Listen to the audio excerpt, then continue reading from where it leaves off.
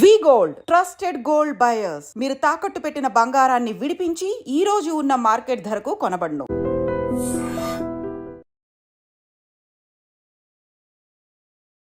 So పొద్దున్నే లేస్తే ఇదే స్టార్ట్ అవుతున్నాయి. తర్వాత అన్హెల్దీ ఆయిల్స్, అగైన్ మధ్యాహ్నం శాండ్విచ్, వైట్ బ్రెడ్ ఏముంటుందండి? It's refined carb. White pasta, white noodles, white potato, ఇవన్నీ refined carbs. White sugar, white salt, ఇవన్నీ కూడా డేంజరస్. చక్కగా మన ఫెర్మెంటెడ్ ఫుడ్స్ ఇప్పుడు రోజు వింటున్నాం. Gut health. అవును sir. What is gut health? మన గట్లో ఉండే బ్యాక్టీరియా మన హెల్త్ని డిటర్మిన్ చేస్తుంది. మనం తీసుకునే ఆహారం అంతా కూడా దీన్ని డిస్టర్బ్ చేస్తుంది. ఓకే. గట్ హెల్త్ బాగుండాలంటే మన ఫెర్మెంటెడ్ ఫుడ్స్, ఇడ్లీ, దోశ, ఉతప్పం, ఇవి ఫెర్మెంటెడ్ ఫుడ్స్.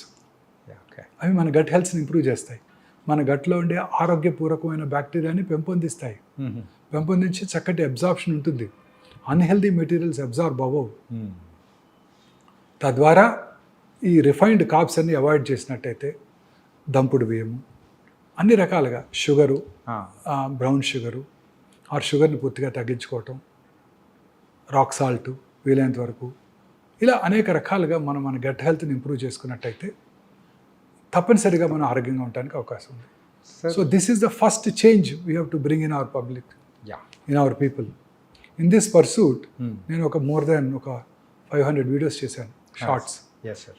ఓన్లీ డైట్ మీదే, మన పూర్వీకులు తీసుకునే డైట్. నన్ను అడిగారు, ఎందుకు మీరు డైట్ మీద కాన్సన్ట్రేట్ చేస్తున్నారు? ఎందుకంటే this is my I want to create revolution. మన ప్రజలంతా, మన తెలుగు ప్రజలు ముఖ్యంగా, నేను తెలుగు బాగా మాట్లాడతాను కాబట్టి, తెలుగు ప్రజలంతా, మన నెక్స్ట్ జనరేషన్ అంతా కూడా హెల్దీ డైట్ తీసుకుంటే ఈ ట్రెండ్ని మనం రివర్స్ చేయగలం. లేకపోతే భారతదేశంలో ఉన్న హాస్పిటల్ సరిపోవు, మనం పాకిస్తాన్, బంగ్లాదేశ్ వెళ్ళాల్సి ఉంటుంది. ఇదే డైట్ ప్యాటర్న్ కనుక కంటిన్యూ అయినట్టయితే. సో డైట్లో మనం చాలా ఇంపార్టెంట్ చేంజెస్ తీసుకురావాలి. మనం తీసుకునే ప్రతి ఐటము చాలా ఇంపార్టెంట్ అండి. మన పూర్వీకులు తినే ప్రతి ఐటమ్, లవంగము, దాల్చిన చెక్క, అన్ని ఐటమ్స్, జీరా, నువ్వులుండలు, చిన్నప్పుడు తినేవారా? జీడి మీకు తెలియదేమోలేండి, ఎందుకు లేదు, మా జనరేషన్లో మేము కూడా తిన్నాం sir. There are very healthy foods. జీడీలు అంటే నువ్వులు విత్ జాగరి. సో ఇవన్నీ కూడా అద్భుతమైన ఫుడ్స్ అండి. కొబ్బరి లడ్డూలు చిన్నప్పుడు మా అమ్మగారు చేసి పెట్టేవాళ్ళు. ఇట్స్ ఎ గ్రేట్ కాంబో, కొబ్బరి లడ్డూలు with milk on top. So అన్ని హెల్దీ ఫుడ్స్ ఉండేవి ఆ రోజుల్లో. హెల్దీ చిరుతిళ్ళు తినేవాళ్ళం. వీళ్ళలాగా పిజ్జాలు, బర్గర్స్, శాండ్విచెస్, రకరకాల అంతా వెస్టర్నైజ్డ్ డైట్ ప్యాటర్న్స్. ఆ హోటల్స్ పేర్లు కూడా తెలియవు. దాని ఏమంటారు, కాఫీ డే, రకరకాల coffee is good for health, but taken in good quantity, limited quantity, less sugar. అన్ని రకాల ఫుడ్ ఐటమ్స్ కూడా మారిపోయాయి. దీనివల్లే ఈ జబ్బులన్నీ వస్తున్నాయండి. పిల్లల్లో హార్ట్ అటాక్స్ ఏంటండి? చిన్నప్పుడు ఎప్పుడైనా విన్నాము? మేము వెళ్ళలేదు. అసలు మీరు వినే ఉంటారు, మీ జనరేషన్. No sir. మీరు టైమ్స్లో ఈ హార్ట్ అటాక్స్ అనేది కూడా, అంటే రీసెంట్గా అయితే ఒక 13 years కిడ్కి కూడా వచ్చిందంటే, 13 years అమ్మాయికి ఏంటిది heart attack? 10th class student చనిపోవటం. తర్వాత స్లీప్ ప్యాటర్న్ కూడా మారిపోయిందండి.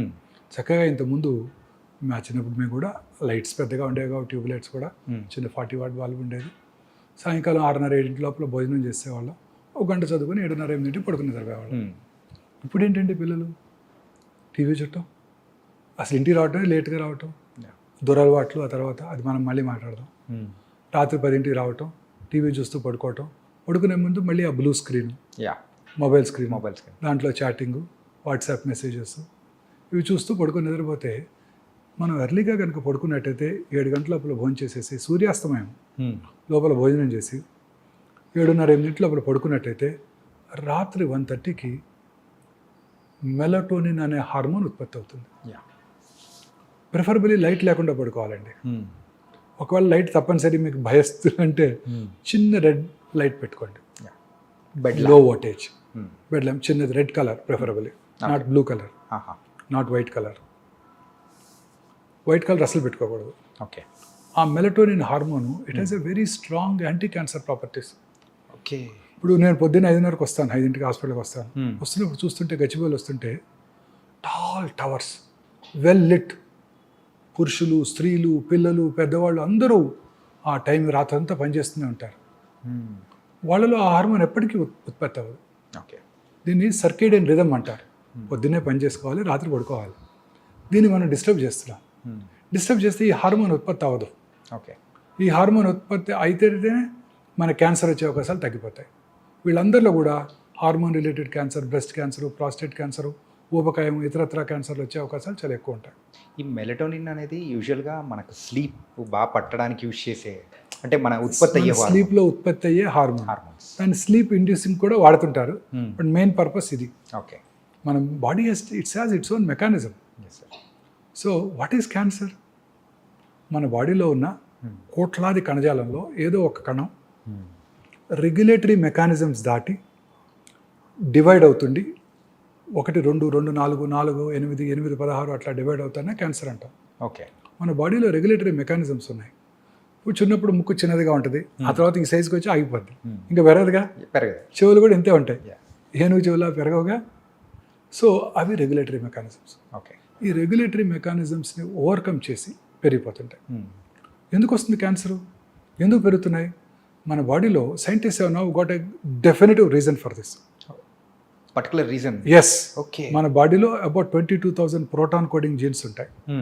వాట్సన్ అండ్ క్రిక్ మొత్తం జీన్స్ని వాళ్ళంతా జెనెటిక్ ప్రొఫైలింగ్ చేశారు.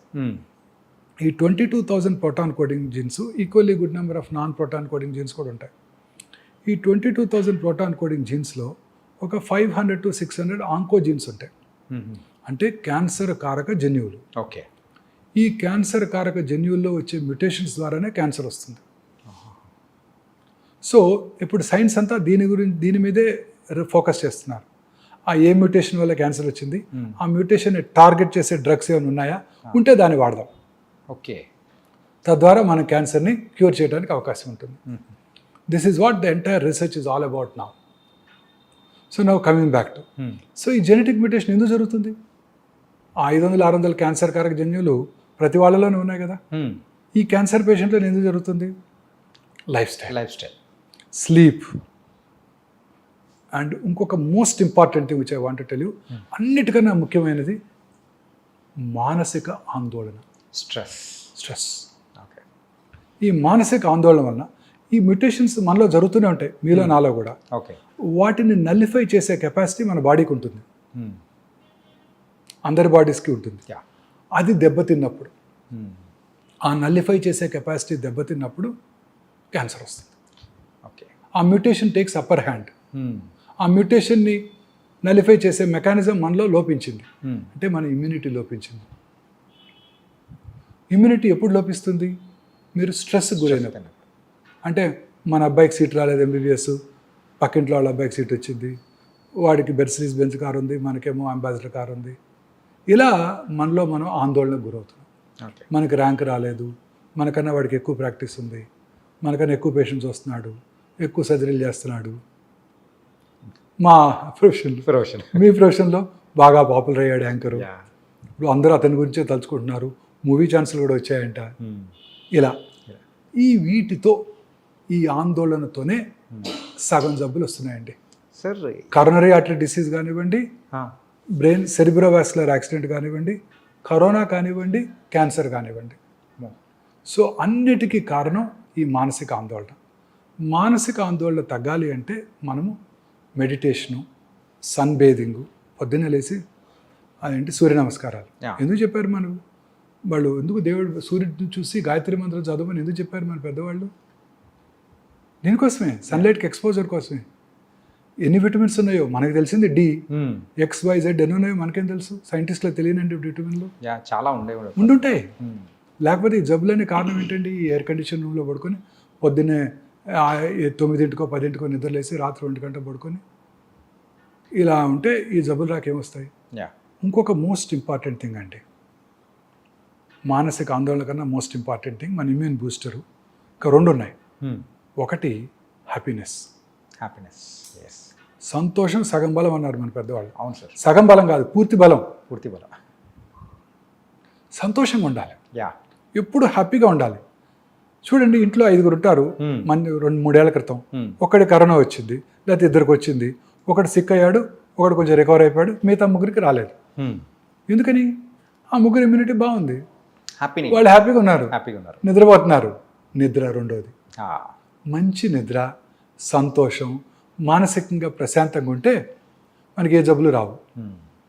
నిన్ననే మా ఆవిడతో చిన్న గొడవైంది నాకు. Okay, very interesting. ఓకే. నేను ఎవరికో చెప్తున్నాను, మా ఫ్రెండ్కి, ఆస్ట్రేలియా నుంచి వచ్చిన ఫ్రెండ్కి, చైనా వాళ్ళు చూడు artificial intelligence platform deep seek తయారు చేశారు. అవును. అమెరికాలో ఉన్న బెస్ట్ ఫైటర్ జెట్స్ F-55 కన్నా బెటర్ జెట్స్ తీసుకొచ్చారు. ఎయిర్ బస్ కన్నా బెటర్ కమర్షియల్ ఎయిర్ క్రాఫ్ట్ తయారు చేసేసారు. మనమేమో మహాకుంభ్ అని దీనికి 1000 కోట్లు ఖర్చు పెట్టి 50 కోట్ల మంది ప్రజలు అక్కడ తిరుగుతూ మనం ఏమీ చేయకుండా ఇలాగ అవుతున్నాం అని అంటే వెంటనే she reacted. What is more important is peace. Right. కుంభికి వెళ్తే పుణ్యం వస్తుంది కాదు, ఆ వైబ్స్కి పీస్, మానసిక ప్రశాంతత ఉంటుంది. ఎవరికైనా కావాల్సింది ఇది. నువ్వు మెటీరియలిస్టిక్గా ఆలోచిస్తున్నావు అని అందింది. మేడం చెప్పింది కరెక్ట్ సార్. కరెక్ట్ అనిపించింది చివరికి. పీస్ ఉందంటే మనం ప్రపంచాన్ని జయించవచ్చు. మానసిక ప్రశాంతత. ఏం ఆ డీప్ సీక్ తయారు చేసినవి ఏం చేస్తావు? ఫైటర్ ఎయిర్ క్రాఫ్ట్ చేసి ఏం చేస్తావు? కమర్షియల్ ఎయిర్ క్రాఫ్ట్ తయారు చేసి ఏం చేస్తావు? మనిషికి కావాల్సింది ఏంటి? Mental peace. నేను ఒక ఈవినింగ్ టీకి వెళ్ళాను మన సండే, అక్కడ జరిగింది ఇది. Okay. The host visited Mahakumbh and she took such beautiful photographs and she described it. నాతో పాటు ఒక ఇండస్ట్రియలిస్ట్ కూడా ఉన్నారు. ఆయన కూడా నేను అన్నట్టే అన్నారు. ఆయన కూడా పెద్ద ఇండస్ట్రియలిస్ట్, బాంబేలో ఉంటారు. నలుగురు ఉన్నాం టీలో. ఒక ఆస్ట్రేలియన్ ఫ్రెండ్. నేను ఇలా అంటే ఆయన కూడా ఎస్ అంటే ఆయన ఇంకా మనకు కావాల్సింది హెల్త్, అది ఇవ్వకుండా మన డబ్బులన్నీ వీటి మీద ఖర్చు పెడుతున్నాం. ఈ న్యూయర్ రీసెర్చ్ వలన హెల్త్ బాగుంటుంది, ప్రజలందరికీ ఫుడ్ దొరుకుతుంది అని ఆయన ఆర్గ్యూ చేశారు. నేనేమో ప్యూర్లీ మెటీరియలిస్టిక్గా మనం కూడా చైనా కన్నా బాగుండాలి, ఫైటర్ ఎయిర్ క్రాఫ్ట్ తయారు చేసుకోవాలి, మనం ఒకరి దగ్గర కొనుక్కోదేంటి, రాఫెల్ ఎందుకు కొనుక్కోవాలి, మనమే తయారు చేసుకోవాలి, మనమే ఆర్టిఫిషియల్ ఇంటెలిజెన్స్ ప్లాట్ఫామ్ తయారు చేయాలి. మనకున్న ఇంజనీర్స్ ఎక్కడున్నారు ప్రపంచంలో మీకు తెలుసు కదా, అమెరికాలో అంతా మన వాళ్ళే కదా చేసేదంతా. కానీ నేనంటే immediately she reacted. This is what is peace, mental peace, this is more important. పొద్దున్నే గరికపాటి గారు చెప్తారు విను అని. కానీ ఈ సందర్భంలో ఒకటి చెప్పాలని సార్ ఏంటంటే, so sir shocks madam rocks. Perfect నిర్వచనం సార్. ఏంటంటే మనం ఇలా ఓల్డ్ అన్ని మాట్లాడుతుంటే ఇవన్నీ కాదు ఇలా అని చెప్పేసి ఒక్క డైలాగ్తో మేడం తేల్చేశారు. పొద్దున్న 6 గంటల గరికపాటి గారు చెప్తారు, నువ్వు 5:30 పరిగెడతావు, ఒకరోజు ఇంట్లో కూర్చొని విను ఆయన చెప్పేది, నీ జీవితం అంటే నీకు తెలిసి వస్తుంది. Nice sir. అంటే సార్ లైఫ్ స్టైల్ ఫుడ్స్ గురించి మీరు చెప్పారు కదా సార్. అంటే ఇప్పుడు ఏమవుతుందంటే veg and non veg both are there. So ఎక్కువగా నాన్ వెజ్ తినడం వల్ల ఈ క్యాన్సర్ వచ్చే అవకాశాలు కానీ ఇట్లాంటివి ఏమైనా ఉన్నాయా ఏమన్నా? డెఫినెట్గానండి. నేను both of us have turned vegetarians 30 years back. Okay. As soon as we got married, I don't know, together we took a decision, we are vegetarians. Vegetarian food is the best food అండి. Okay. It contains good fats, good proteins and healthy carbs. Yeah. Healthy carbs. Non-vegetarian ఫుడ్లో ఉండే red మీట్లో అంతా కూడా unhealthy fats ఉంటాయి. Okay. Protein content ఎక్కువ ఉండొచ్చు. అదే ప్రోటీన్ మనం వెజిటేరియన్ నుంచి కూడా తెచ్చుకోవచ్చు. బ్రోక్లీలోను కాలీఫ్లవర్లోను అంతకన్నా ఎక్కువ ప్రోటీన్ ఉంటుంది. స్పినాచ్ మన తోటకూరలో ఇంకెక్కువ ప్రోటీన్ ఉంటుంది. అదే కదా హైయెస్ట్ రిచ్. తోటకూరలో ఎక్కువ ప్రోటీన్స్ ఉంటాయి, ఎక్కువ ఫైబర్ కూడా ఉంటుంది. సో డెఫినెట్గా I strongly believe vegetarian food is far superior to non vegetarian food in preventing all these cancers, coronary artery disease, brain strokes అన్నిటిని కూడా. ఓకే. ఒకవేళ నాన్ వెజిటేరియన్ ఫుడ్ తినవలసి వస్తే, ప్రపంచంతో నాన్ వెజిటేరియన్ ఫుడ్ తింటారు కదా, లీన్ ఫ్యాట్ ఎక్కువగా ఉండేవి, lean proteins అంటే white chicken, white fish, sea fish, egg అవి తీసుకోవాల్సి ఉంటుంది. ఓకే. ఇన్ఫ్యాక్ట్ పన్నీరు, తోఫు రెండు చూసారనుకోండి, tofu is far superior to paneer. తోఫులో ఉండే ప్రోటీన్ బాగుంటుంది, తోఫులో ఉండే ఫ్యాట్ కూడా మంచి ఫ్యాట్ ఉంటుంది, గుడ్ ఫ్యాట్. సో నేను I stopped dairy products also. I'm a vegan now. Okay. For past 1 year I'm a vegan now. I don't eat any dairy product. Okay. మీరు వినారా, బిల్ క్లింటన్ చెప్పారు, Bill Clinton had a coronary artery disease at very early age. He was treated in United States. ఆయన ఆ తర్వాత ఆయన చెప్పింది ఏంటంటే he followed vegan diet. He avoided dairy products completely. Okay. So there is something called inflammation now. రెండు ఎక్కువగా వినబడే మాటలు ఈ రెండండి, గట్ హెల్త్, ఇన్ఫ్లమేషన్. ఇన్ఫ్లమేషన్ ఎక్కువగా ఉంటే అన్ని రకాల డిసీజెస్ వస్తాయి. ఓకే. సో అందుకే ఇప్పుడు అందరూ కూడా న్యూట్రిషన్స్ అంతా కూడా ఈ రిఫైన్డ్ ఆయిల్ని అవాయిడ్ చేయమంటున్నారు. మన చిన్నప్పుడు, మా చిన్నప్పుడు అట్లీస్ట్ రిఫైన్డ్ సన్ఫ్లవర్ ఆయిల్, అప్పుడే హెల్దీ ఫ్యాట్స్ ఉంటాయి, హెల్దీ omega-6 ఫ్యాటీ యాసిడ్స్ ఉంటాయి, omega-3 ఫ్యాట్స్ ఎక్కువ ఉంటాయి. సో అంతా కూడా refined sunflower oil far better than groundnut oil. చిన్నప్పుడు ఖమ్మంలో ఒక 8 to 9 groundnut oil mills ఉండేవి. మేము చక్కగా మిల్లుకి వెళ్ళి కొనుక్కొచ్చేవాళ్ళం. అవును, గ్రౌండ్ నట్ ఎస్ సార్. చక్కగా కనబడుతుంటాయి అవి, వాటి చిమ్నీ కనబడుతుంటుంది, మిల్లు ఎక్కడ ఉందో కూడా తెలిసిపోతాడు చూస్తే. సో ఖమ్మంలో గ్రౌండ్ నట్ కొనుక్కొచ్చేవాళ్ళం, ఇంట్లో వచ్చేవాళ్ళం, తినేవాళ్ళం, ఏ జబ్బులు లేవు. ఇప్పుడు ఆ తర్వాతే స్టార్ట్ అయింది ఇది, టీవీ స్టార్ట్ అవటం, ఆ తర్వాత ఈ రిఫైన్డ్ ఆయిల్ అడ్వర్టైజ్మెంట్స్. అప్పుడు కూడా పేపర్లో sunflower oil, rapeseed oil, ఇవి far superior to groundnut oil, మన నువ్వుల నూనె, ఆవు నూనె కన్నా బెటర్ అని అంటాం. Is all, I personally feel this incorrect. Okay. What is important is foods which do not cause inflammation. ఒకసారి మన ఈ మధ్య ఒక కార్డియాలజిస్ట్, సీనియర్ కార్డియాలజిస్ట్ని కలిసాను. ఓకే. మా ఆవిడకి బ్లడ్ ప్రెషర్ వస్తే నాకు ఆయనకే చూపించమని అడిగింది. ఓకే. వారు కూడా అదే చెప్పారు, కార్డియాలజిస్ట్ కూడా. ఎస్, ఈ వర్జిన్ కోకోనట్ ఆయిల్ దొరుకుతుంది ఇక్కడ ఫార్మసీలో, కొనుకెళ్ళు అని, ఒక 4 ఏళ్ళ క్రితం. ఓకే. వారు కూడా అదే చెప్పారు. సో ఈ కాన్సెప్ట్ అంతా కూడాను టు ప్రివెంట్ ఇన్ఫ్లమేషన్. సో మనం మన పూర్వీకులు, మన గ్రాండ్ మదర్, గ్రాండ్ ఫాదర్ ఏం తినేవారో అది తినండి, ఓకే, మీరు హెల్తీగా ఉంటారు. వాళ్ళు చేసినట్టు పని చేయండి, మళ్ళీ this is very important sir. తిని కూర్చున్నాం అంటే మళ్ళీ అదొక వాళ్ళు కష్టపడి పని చేసేవాళ్ళు, పొలానికి వెళ్ళి పని చేసేవాళ్ళు, ఇంట్లో పనులన్నీ చేసుకునేవారు, వంగి ఇల్లు ఊడ్చుకునేవాళ్ళు. ఇప్పుడు ఓడటానికి ఒకటి, యుటెన్సిల్స్ వాష్ చేయడానికి ఒక మిషన్, బట్టలు తీయడానికి ఒక మిషన్, దీన్ని ఏమంటారు, ఫ్లోర్ క్లీన్, వ్యాక్యూమ్ క్లీనరు, ఇవన్నీ. సో అది లేకుండా వాళ్ళలాగా తినండి, వాళ్ళలాగా పని చేయండి, ఏ జబ్బులు రావు. That is my aim now. Okay.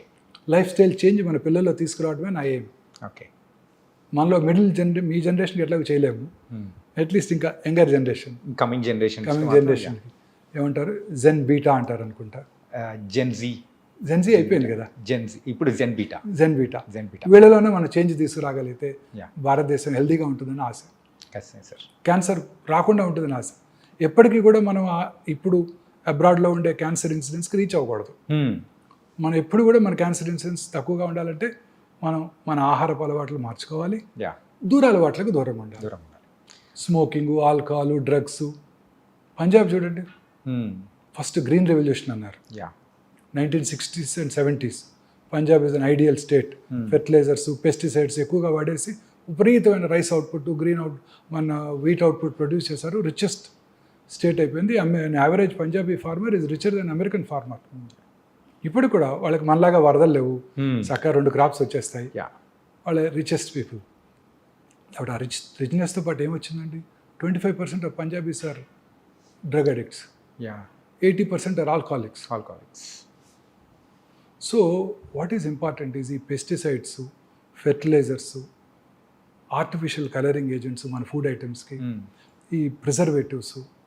మీరు తినే ప్రతి ఫుడ్ ఐటమ్ అండి, తినే ప్రతి చైనీస్ ఫుడ్ ఐటము, మీరు తినే ప్రతి హోటల్లో తినే ప్రతి ఫుడ్ ఐటము నా ఉద్దేశంలో కంటామినేటెడ్. ఖచ్చితంగా సార్. అంటే రీసెంట్గా మీరు చూసారుగా food safety authority unhealthy practices కాదండి.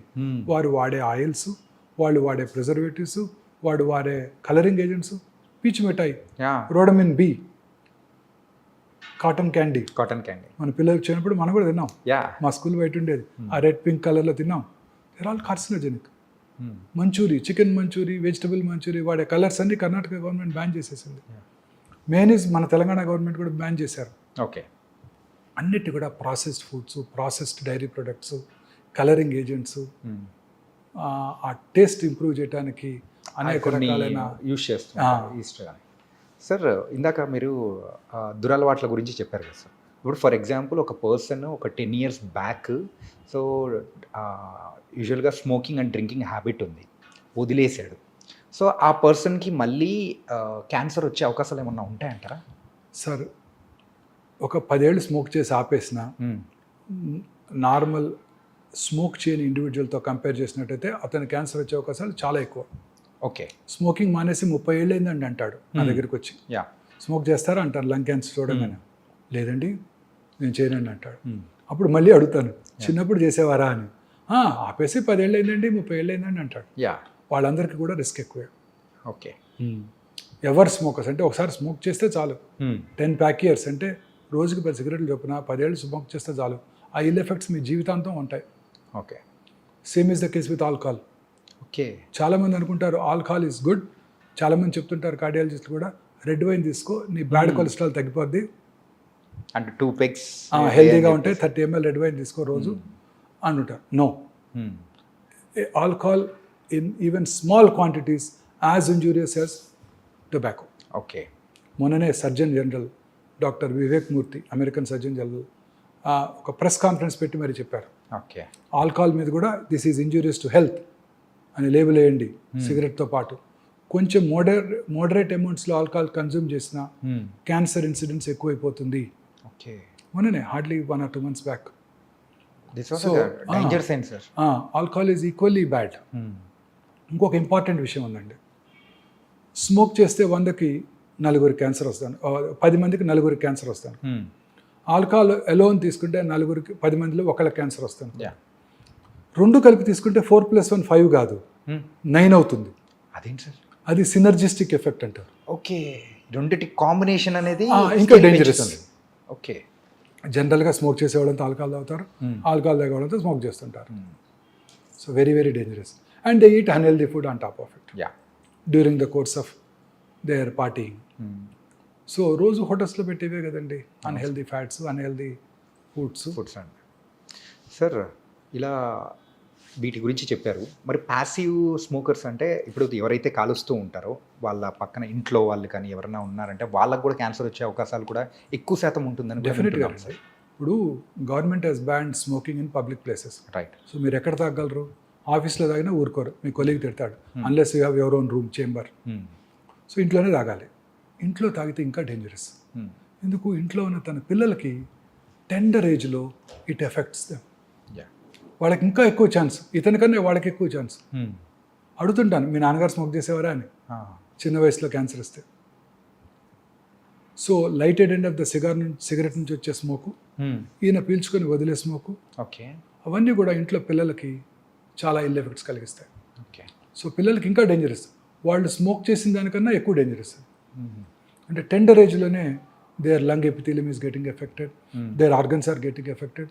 స్మోక్ చేసిన 6 సెకండ్స్లోనండి ఆ స్మోక్లో ఉన్న 70 క్యాన్సర్ కారక రసాయనాలు అంటే కార్సినోజెన్స్ బ్లడ్లోకి వెళ్ళిపోయి బాడీలో అన్ని చోట్ల క్యాన్సర్ని కలిగిస్తాయి. ఓకే. Can you believe?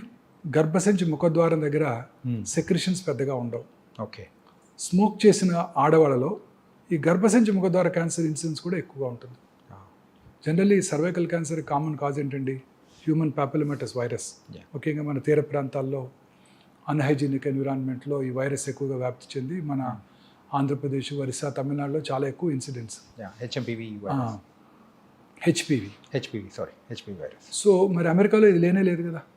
అందరూ ఇప్పుడు వ్యాక్సిన్ కూడా ఇవ్వబోతున్నది, మన గవర్నమెంట్ ఫ్రీగా ఇస్తుందంట వ్యాక్సిన్ ఈ సంవత్సరం నుంచి పిల్లలందరికీ. మొన్ననే బడ్జెట్లో అనౌన్స్ చేశారు, అలొకేట్ చేశారు మనీ కూడా. సో బట్ యూఎస్లో కూడా ఈ సర్వైకల్ క్యాన్సర్ చూస్తున్నాం స్మోకర్స్లోనే. ఓకే. నాన్ స్మోకర్స్ లేదు.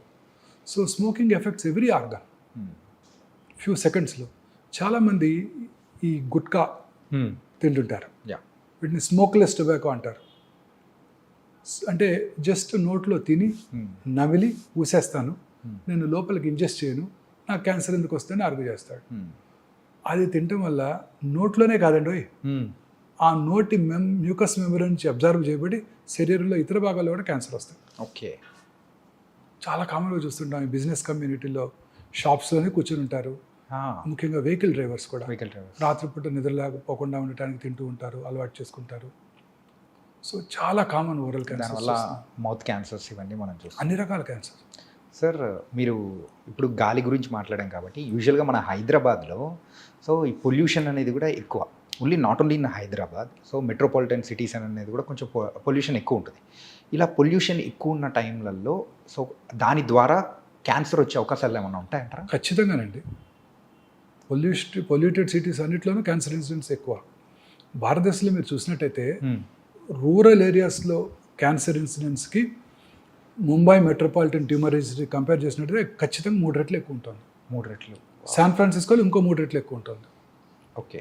సో అర్బనైజేషన్ పెరిగే కొలది లైఫ్ స్టైల్ చేంజ్ మారుతుంది. ఆ ప్రాసెస్ ఫుడ్స్, టిన్ ఫుడ్స్ ఇవన్నీ తింటుంటారు. Plus pollution, automobile pollution, industrial pollution, అన్ని రకాల industries, asbestos industry, cigarette industry, aluminium industry, plastic industry, pharmaceutical companies, yeah. అందులో వాడికి ఎక్స్పోజ్ అవుతారు. ఓల్డెన్ డేస్లో సేఫ్టీ నామ్స్ లేవు, ఎక్స్పోజ్ అయ్యేవాడు.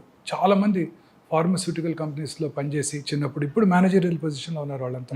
ఓకే. 50,000 60,000 వచ్చేసినాయి. చిన్నప్పుడు they got expose to it. Okay. వాళ్ళు thermal power plants, fertilizer plants, yeah. Barbers, వాళ్ళు రెగ్యులర్గా డై చేస్తున్నారు అనుకోండి రోజుకి 20 మందికి, వాళ్ళకు కూడా క్యాన్సర్ వచ్చే అవకాశాలు ఎక్కువ ఉంటాయి. అదేంటి సార్, డై త్రూ అవునండి. బార్బర్స్కి? ఎస్. రామగుండం టౌన్ తీసుకున్నాం అనుకోండి, okay. Open cast mines, coal బాగానే అవుతుంటుంది, plenty of minerals, limestone యా ఉంది అక్కడ, గ్రానైట్ ఉంది, అన్నీ కూడా they pollute water, ground water. Then super thermal power ప్లాంట్లో బర్న్ చేసేది కోలే కదా. తర్వాత ఇప్పుడు కొత్తగా సూపర్ ఫెర్టిలైజర్ ప్లాంట్.